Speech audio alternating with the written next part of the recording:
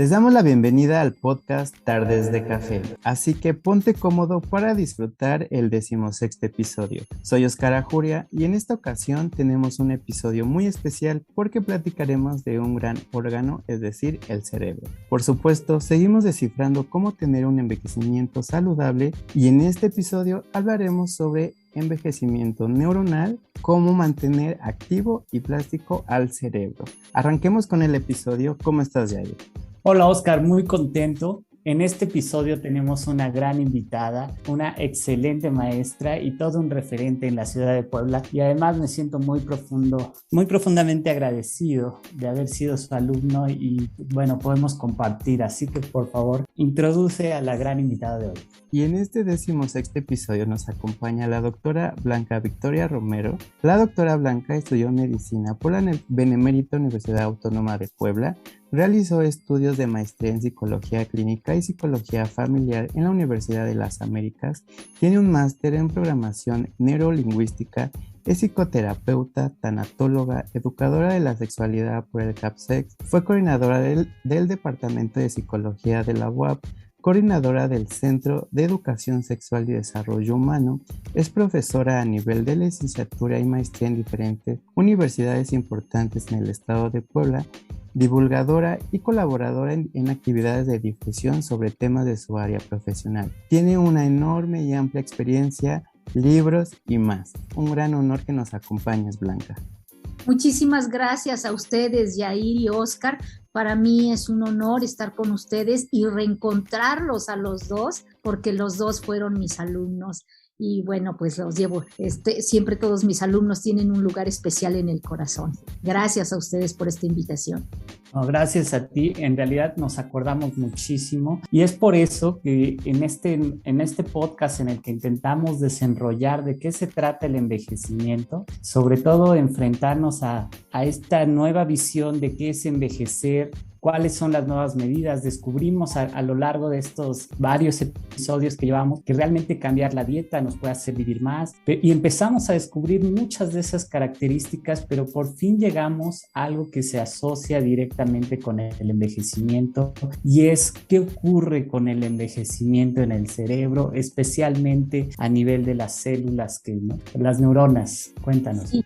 Bueno, pues el cerebro es un órgano maravilloso, muy plástico y muy flexible. Durante mucho tiempo existió un determinismo diciendo, pues cuida mucho tus neuronas porque si se te mueren, olvídalo, ya no vas a poder recuperar toda esa capacidad. La verdad es que el cerebro se cubre las espaldas produciendo muchas más neuronas de las que necesitamos, ¿sí? En realidad, al nacer un niño, tiene unos 100,000 millones de neuronas y todavía después de nacer durante los primeros 18 meses sigue aumentando el número de neuronas hasta llegar a 150,000 millones de neuronas.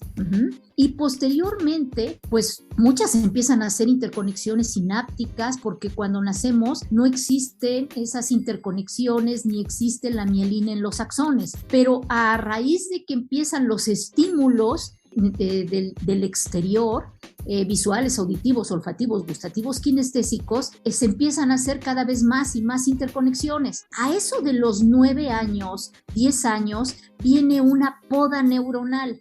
Es decir, como una podadora, se van a morir muchos millones de neuronas porque, como les decía, el cerebro produce más neuronas de las que realmente necesitamos. Y aún así, pues los niños tienen una gran capacidad de aprendizaje. Se consideró durante mucho tiempo que solo los niños, los adolescentes tenían esta capacidad. Craso error. Hoy las nuevas investigaciones sobre las neurociencias nos hablan de que existe una gran plasticidad neuronal. Nuestro cerebro plástico y flexible se va modificando día con día hasta el día de nuestra muerte y se produce una sustancia que se llama neurotrofinas. Rita Levi Montalcini, una italiana judía, fue la que descubrió el factor de crecimiento neuronal, una sustancia liberada por unas células cerebrales que se llaman astrocitos.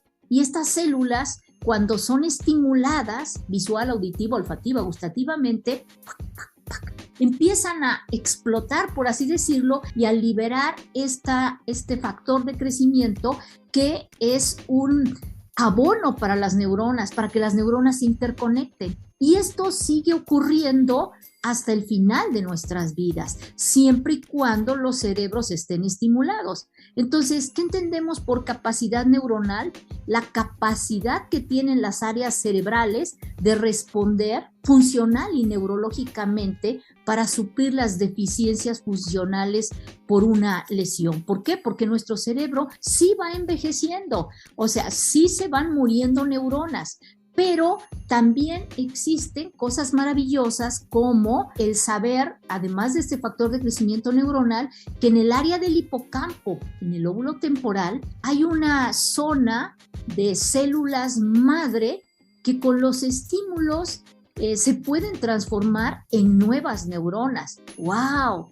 Entonces, el proceso de neurogénesis, que es la formación de nuevas neuronas en la edad adulta, ya se suponía que existía en los humanos, pues en los 90. Yo me acuerdo que cuando daba mis primeras clases de neurociencias, les decía yo, se ha descubierto que hay un proceso de neurogénesis en las aves canoras, en los canarios.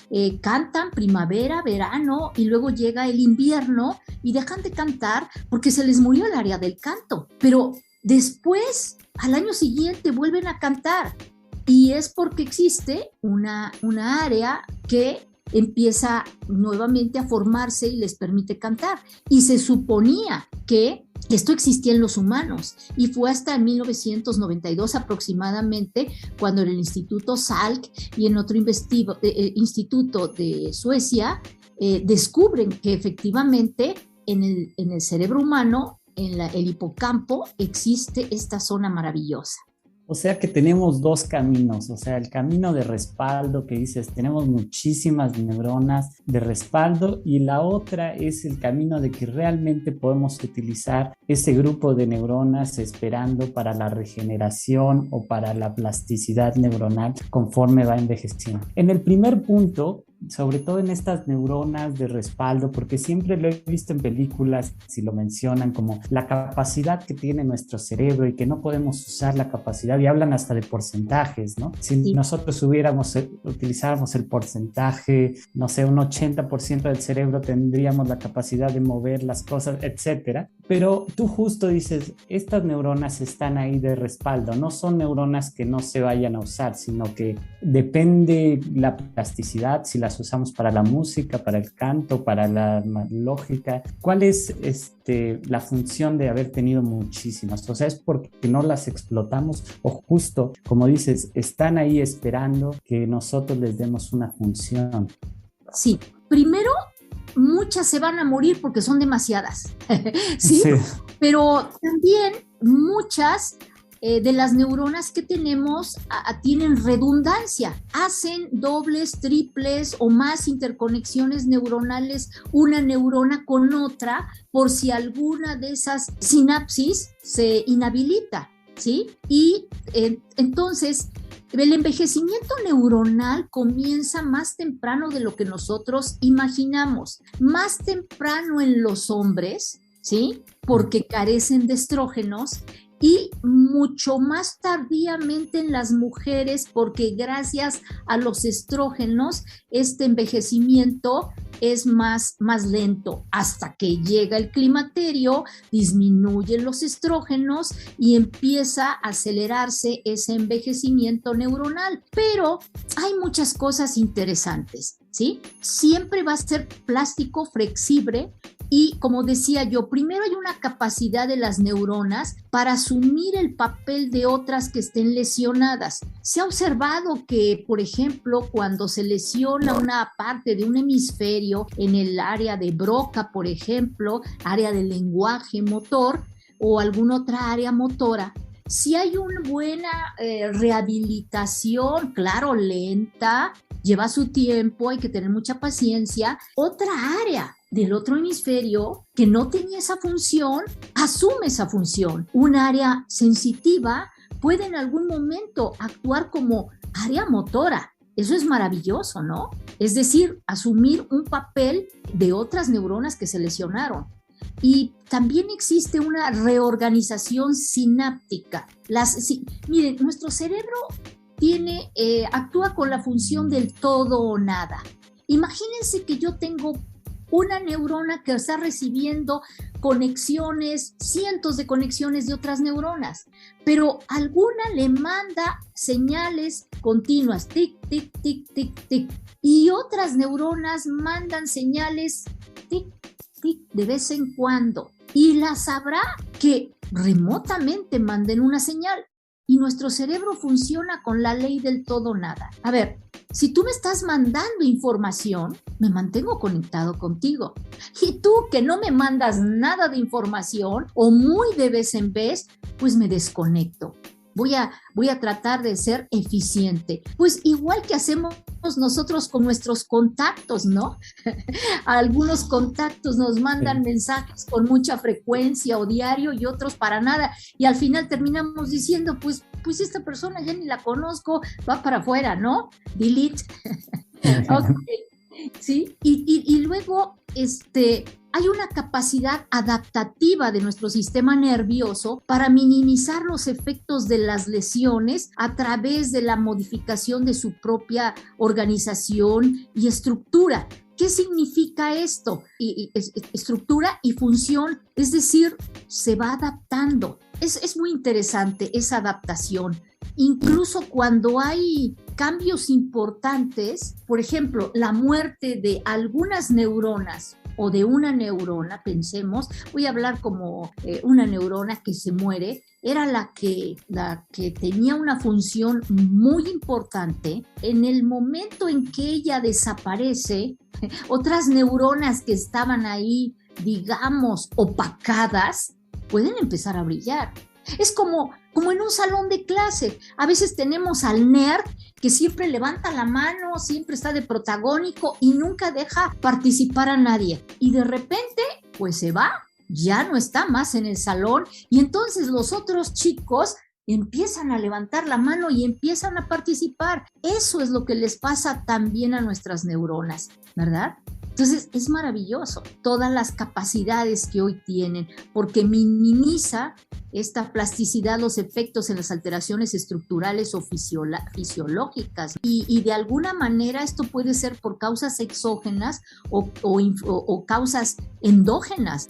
Cuando alguien consume exceso de alcohol o algunas drogas, pues se puede modificarse o estimularse. Basta con que haya una lesión para que se estimule esa regeneración que decimos o esas nuevas interconexiones, ¿sí? Pero fíjense ustedes, hay cerebros que tuvieron la oportunidad de estar frente a muchos estímulos de todo tipo. Un nicho adecuado en el que los padres los hacen que los chicos lean, los hacen reflexionar, que tengan un pensamiento crítico, los llevan a museos, a galerías de arte, a oír conciertos. Entonces, esas neuronas están estimuladas. Y si los chicos van a la universidad y siguen estimulando sus neuronas, el día que llega una lesión, y hay una ruptura de muchos puentes, las neuronas, aunque están lesionadas y desconectadas, ya tienen una información y un estímulo previo para empezar a buscar nuevos caminos alternativos. Y entonces veremos que esas personas que tuvieron cierta actividad intelectual tienen más posibilidad de recuperarse. Y cuando estoy hablando de actividad intelectual, no estoy hablando de que estén pegados a los libros, no, porque resolver crucigramas,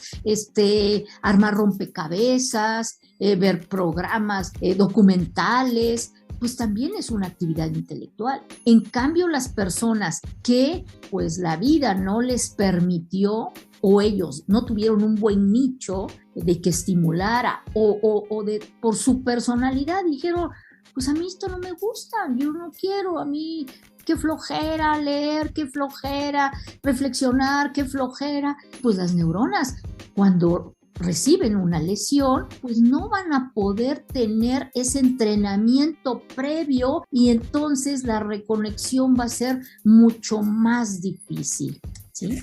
¿Cuál es el potencial que tendría este cerebro? O sea, porque nosotros, y lo hemos platicado y creo que lo habíamos planeado, que tanto podíamos ver el envejecimiento de una persona con respecto a esa edad, incluso en una misma persona, el hígado envejece a diferente tiempo, a diferente velocidad con respecto del pulmón, entonces el cerebro.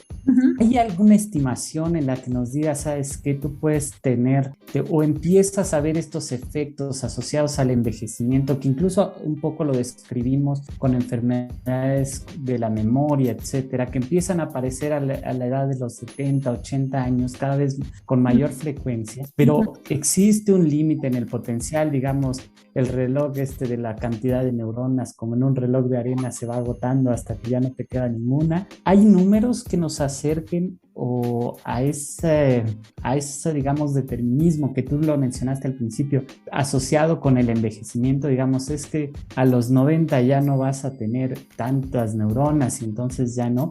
¿Existe algo parecido? Bueno, nos van a ir muriendo muchos millones de neuronas, ¿sí? Sí. Pero aun cuando se nos mueran muchos millones de neuronas, no se nos nota tanto. No se nos nota tanto porque las que nos quedan a veces han hecho muy buenas interconexiones neuronales, ¿sí? Por ejemplo, yo te diría, de los 10,000 millones de neuronas en el cerebro ya de un adulto, o a lo mejor yo tengo menos, ¿verdad? Tienen una posibilidad de establecer conexiones expresadas por una unidad seguida a la 28 ceros. Fíjense, a la 28 ceros. Si una sola, estoy hablando de una sola neurona, tiene un potencial de semejante magnitud, podemos imaginar todo lo que es capaz de hacer un cerebro. Si pudiéramos escribir el número de combinaciones posibles en el cerebro, esto estaría representado por un 1 seguido por 10.5 millones de kilómetros de ceros. Entonces, podemos decir que no existe todo ser humano que sea capaz de usar todo el potencial de su cerebro. Por eso no aceptamos ninguna estimación pesimista de los límites del cerebro humano. Este es ilimitado. Lo que sí podemos decir es que a veces nos enfocamos en desarrollar solamente una inteligencia. La lógico-matemática, la musical, la visoespacial, la lingüística. Nos dedicamos a estimular un área que a lo mejor ya estaba, ya traíamos esa cualidad y la estimulamos, y la explotamos al máximo, pero nos olvidamos de las otras inteligencias. Hoy hablamos de una inteligencias múltiples. Entonces, yo diría que en lugar de que hipertrofiáramos el lóbulo de la medicina, de la psicología, de la nutrición, ¿por qué no utilizar todo el cerebro pensando como Leonardo da Vinci? Incluso hay un libro que se llama así, ¿no? Piensa como Leonardo da Vinci. Y Leonardo da Vinci era un ejemplo, claro, era un genio, pero lo mismo tenía desarrollada la inteligencia lógico-matemática que la visoespacial, que la corporal sinestésica, que la ecológica, y incluso ahora que sabemos que ya vamos en más de 10 inteligencias,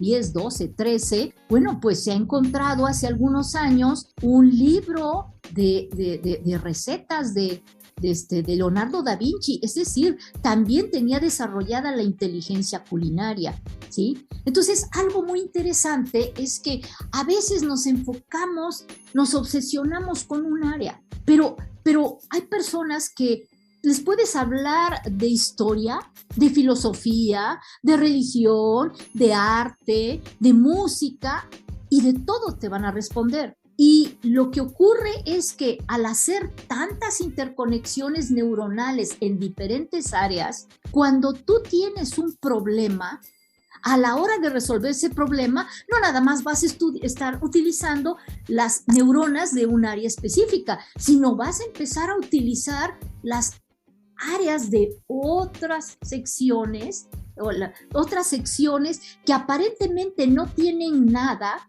que ver, pero que hacen que tu creatividad sea mayor, que te puedas ir, hagas más puentes neuronales alternos y eso te lleve a una respuesta más creativa. Uh-huh. Sí, está bien interesante, Blanca, y justamente me acordé mucho de esta frase que viene en tu libro de Sexualidad, Amor y Envejecimiento, donde citas, donde el cerebro fue construido para cambiar, en donde a partir de las experiencias podemos estimular todas estas cuestiones neuronales. Bueno, me queda esta duda también, porque también mencionaba un poco de estas enfermedades crónicas degenerativas, que actualmente la vivimos en potencia en la nación mexicana. ¿Esto puede repercutir en esta disminución neuronal? Sí, las enfermedades crónico-degenerativas desafortunadamente van deteriorando muchas veces el funcionamiento cerebral. Pensemos en una diabetes que ocasiona picos altos de glucosa como picos muy bajos de glucosa y que produce muertes neuronales, ¿verdad? Porque además la diabetes es una enfermedad de microangiopatías, es una enfermedad que produce patología de los pequeños vasos sanguíneos y entonces no hay una buena irrigación, ¿sí?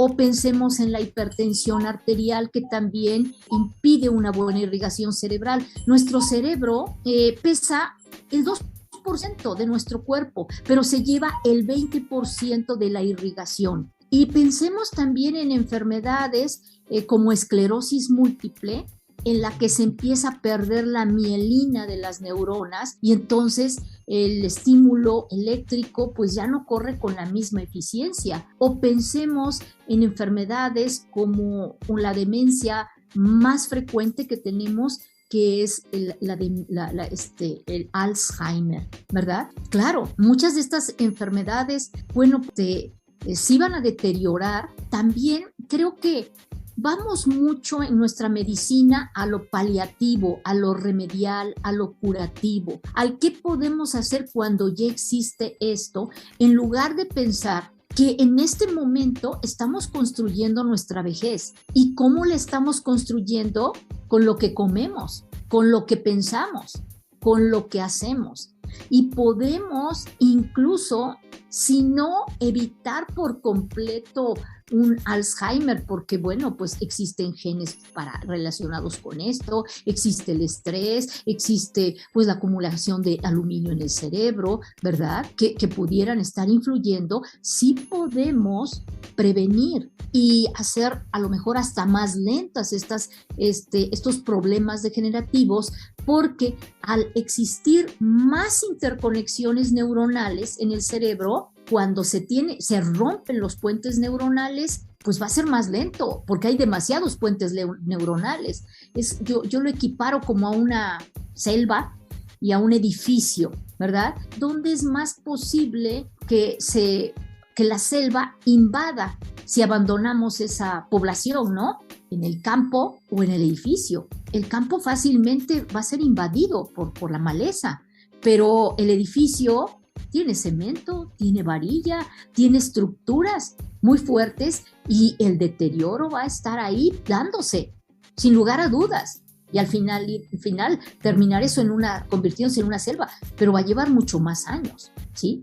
Hay un investigador que alguna vez vino aquí a México que nos decía que las personas bilingües, cuando alguien está practicando 2 idiomas al mismo tiempo, siempre, todos los días, a todas horas, tiene un 50% menos de probabilidades de padecer Alzheimer. Y estudios que se hicieron con monjas en Mankato, Minnesota, la Orden de Monjas Católicas de Notre Dame, nos mostraron que ellas, por su estilo de vida, tenían muchas menos probabilidades de padecer Alzheimer. Ellas eran muy longevas, pero tenían una vida muy sana, con poco estrés y una gran vida intelectual, y eso era como un factor de protección. Siguiendo esa línea un poco, déjame ver qué te parece la posibilidad, porque lo discutimos un poco cuando hablamos de estas enfermedades, como tú dices, Estas enfermedades que ocurren en el cerebro,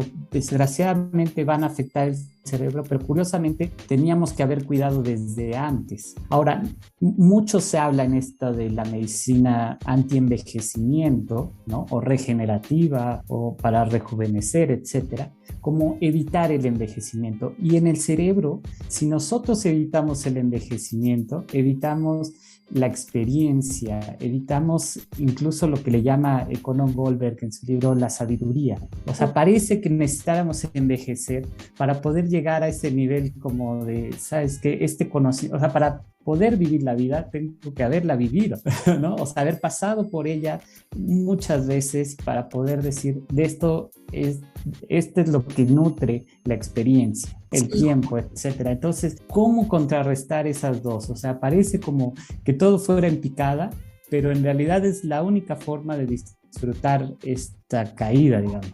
Sí, él Conor Goldberg, bueno, es uno de mis autores favoritos, ¿verdad? Y yo diría que cuando somos niños y jóvenes, vemos a través de un microscopio, de una lupa, ves los detalles y ves solo una pequeña parte de la vida. Cuando envejecemos, dejamos de ver por una lupa, por un microscopio y empezamos a ver por un telescopio. Me fascina eso. ¿Por qué? Porque ya puedes ver todo el panorama, ¿verdad?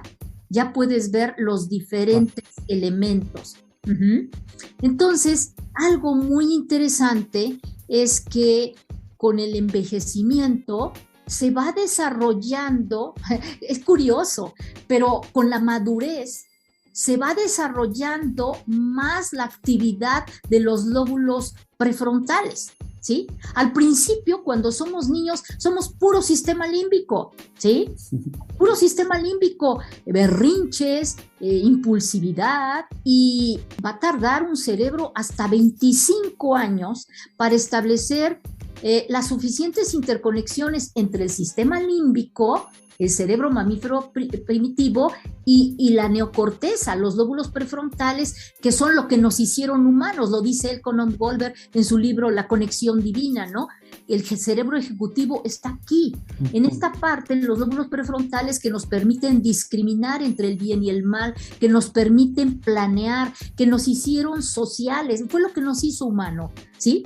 Y entonces podemos, cuando nuestros lóbulos prefrontales están muy bien desarrollados, podemos tener un buen liderazgo, ¿sí? Pero hay que cuidar los lóbulos prefrontales.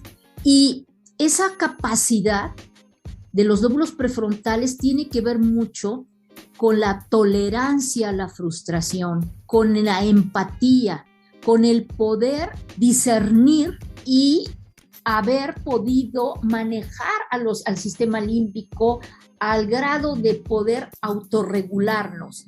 O no me gusta la palabra autocontrol, porque es de reprime tus emociones. No, el manejar tus emociones de la manera adecuada. Como decía Sócrates, se vale estar enojado con la persona adecuada, en el momento adecuado, en la intensidad adecuada y de la manera adecuada, ¿sí?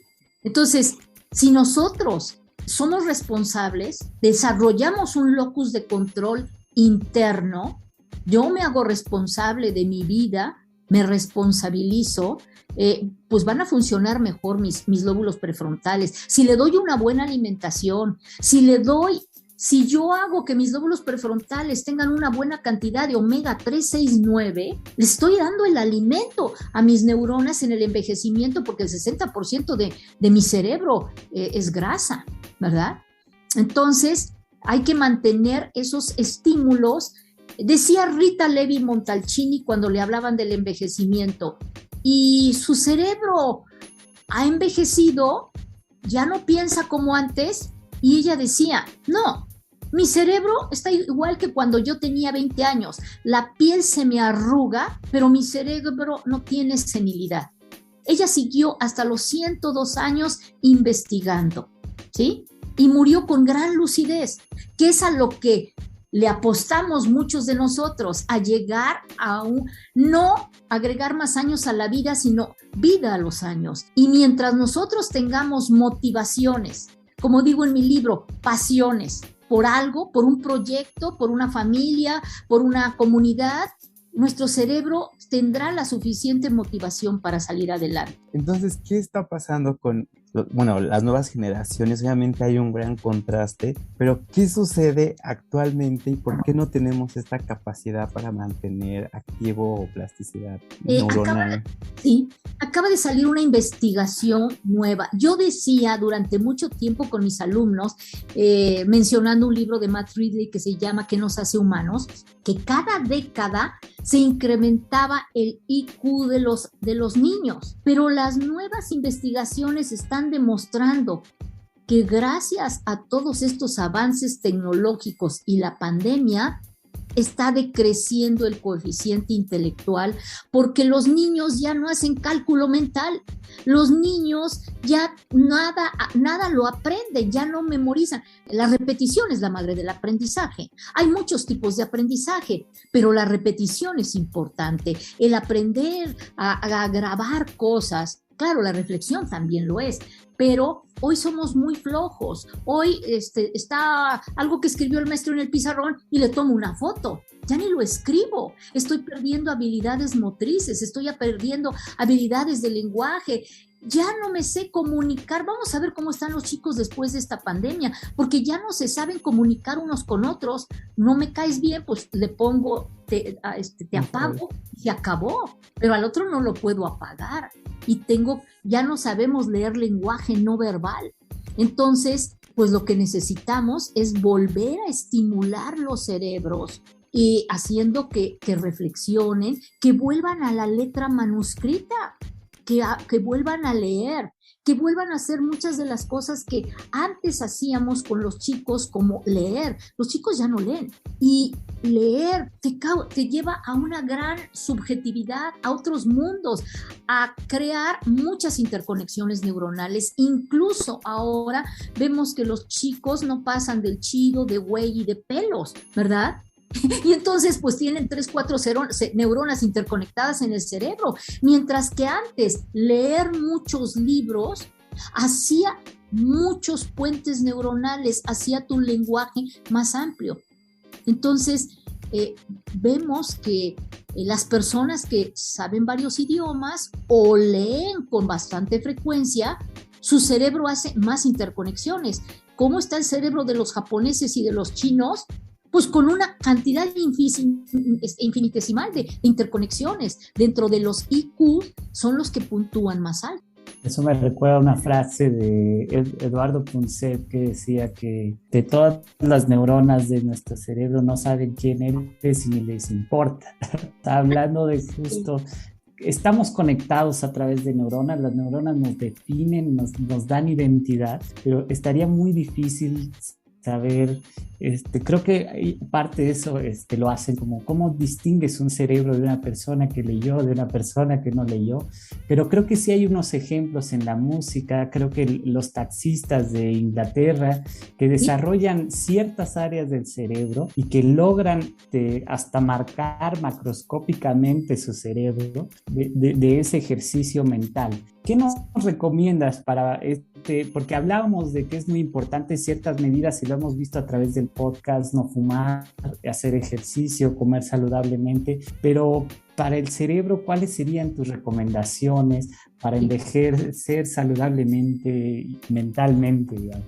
Así como hay gimnasia cerebral, yo les recomendaría los neurobics. Los neurobics. Sí. Mark Rosenwein, un psicólogo y biólogo, hace ya muchos años hizo unos experimentos con unas ratitas y encontró que las ratitas que sabían recorrer mejor laberintos, las entrenaban para recorrer laberintos. Cuando fallecían, sus cerebros tenían más interconexiones neuronales, más sustancia gris, más grandes los núcleos neuronales, más sustancia glial y más neuronas, más células gliales y más acetilcolina, que es el neurotransmisor que tiene que ver con el aprendizaje. Entonces, una de las claves es tener un ambiente enriquecido, ¿sí? Un ambiente enriquecido, que nuestro nicho esté lleno, lugar donde nosotros nos desarrollamos, tengamos libros, tengamos música, aprendamos un idioma o hagamos algo manual, ¿sí? Yo creo que existe una gran... tocar música, aprender un instrumento musical. Ya en este libro de El efecto Mozart de Don Campbell, precisamente habla de cómo los chicos universitarios que estaban aprendiendo al mismo tiempo un idioma, un instrumento musical, perdón, tenían mejores resultados que aquellos que no lo hacían. Algo muy importante, el ejercicio. El ejercicio físico también ayuda, pero no todo tipo de ejercicio físico. Aquel ejercicio físico que nos hace tener sincronización de movimientos. Claro, si hacemos más ejercicio, se necesita más oxígeno para el cerebro y se forman más arteriolas en nuestro cerebro, ¿no? Se libera más dopamina, está más motivado nuestro cerebro, ¿verdad? Entonces, la neurogénesis y todo esto tiene que ver mucho con un ambiente enriquecido, con el hacer ejercicio, ¿sí? Y además de esto, bueno, pues ponerles a nuestras neuronas una buena alimentación, una buena oxigenación, una buena irrigación. El estrés en exceso es perjudicial. ¿Por qué? Porque el estrés en exceso aumenta los niveles de adrenalina, aumenta los niveles de cortisol, y el cortisol en forma indirecta inhibe la migración neuronal, inhibe la transformación de células madre en nuevas neuronas. Entonces, si tú eres bueno para la poesía, intenta con la natación. Si eres bueno con las matemáticas, empieza con el baile. Es decir, no hagas más de lo mismo, sino empieza a hacer algo totalmente diferente. Uh-huh. Pensando en todas estas cuestiones que a veces no lo tomamos en cuenta, y más en medio de la pandemia, que ha aumentado que la prevalencia de la obesidad, el sedentarismo, falta de actividad física, y esta cuestión que hablabas justo de disminuir el estrés. Recuerdo que la meditación, ¿qué tan efectiva es para esta cuestión? Bajar el estrés, pero también ayudar a la parte mental. Uy, tocaste un tema que me encanta. Está demostrado, a ver, hay un autor, el doctor Richard Davidson, creador de las neurociencias cognitivas, ¿sí? Él metió a Osher, a un meditador budista de muchísimos años, el traductor del Dalai Lama, lo metió en un aparato de resonancia magnética y lo puso a meditar. Y se dio cuenta que su lóbulo prefrontal izquierdo estaba súper activo. ¡Wow! Y el lóbulo prefrontal derecho estaba muy poco activo. A raíz de eso, se le llamaron el hombre más feliz del mundo, porque se ha encontrado, y lo saben bien los neurólogos, que el asiento de las emociones negativas, cuando nuestro cerebro está muy estresado, cuando hay depresión, cuando hay ideación suicida, el lóbulo prefrontal derecho está hiperactivo y el lóbulo prefrontal izquierdo pues totalmente inactivo. Pero basta con un mes de meditación, unos 20 minutos diarios, para que el lóbulo prefrontal derecho se empiece a apaciguar y el lóbulo prefrontal izquierdo empiece a activarse y a calmarnos. Entonces, está comprobado que la meditación sí es una de las cosas que más ayuda a la plasticidad neuronal. Y cuando meditamos y dejamos de meditar, nos damos cuenta de que empezamos a estar molestos, agresivos y más estresados. Entonces, también la meditación, para los que les gusta la genética, ha demostrado que los telómeros, que son esas partes terminales de los cromosomas, ¿verdad?, que con el tiempo se van deteriorando, puede haber una regeneración de esos telómeros, ¿verdad?, con la edad, gracias a la meditación. Wow, tenemos muchísimo que nos has mencionado y que nos da tener que digerir poco a poco y que espero que los que escuchen este podcast lo repasen, porque son muchos conceptos, mucha información, pero con el gran placer y de seguir descubriendo y ir llevando las fronteras. Nos dijiste, no pensemos en determinismos al principio, nos hablaste de cuál es el potencial, no solo qué comemos, qué tenemos que hacer de ejercicio, tenemos que meditar y también saber qué pensar en el estado de ánimo para envejecer mejor. Yo creo que ha sido redonda esta plática y nos quedan muchísimas cosas que preguntarte, pero de verdad te agradezco de corazón que hayas estado en este episodio de podcast de Tardes de Café. De verdad, Blanca, me da mucho gusto volverte a ver. Muchísimas gracias a ustedes por esta invitación y este momento tan lindo. Gracias a todos ustedes. Para cerrar este episodio de Tardes de Café, Blanca, ¿cuáles serían tus puntos claves a reflexionar sobre este panorama? Yo les diría que hay que cuidar nuestro cerebro durmiendo bien. Cerebro que no duerme, cerebro que no funciona, porque en la noche se lleva a cabo la consolidación del aprendizaje, ¿sí? En el periodo MOR o REM, durante el momento en que nuestros ojos están moviendo de un lado a otro, como si estuviéramos viendo un partido de tenis, se lleva a cabo la consolidación del aprendizaje. Es como si tuviéramos una palanquita para pasarlo al disco duro y también ponerle delete a toda la información basura que vivimos en el día, ¿sí? Entonces, es muy importante, pues, que despertemos y nos sintamos frescos. Si todavía tienes ganas de seguir durmiendo, entonces no estás durmiendo lo suficiente, o si te duermes a media mañana. Y otra cosa es, probablemente pienses, bueno, pues yo leo, yo hago ejercicio, yo hago 1000 cosas durante el día, pues mi mente debe estar muy estimulada. Craso error.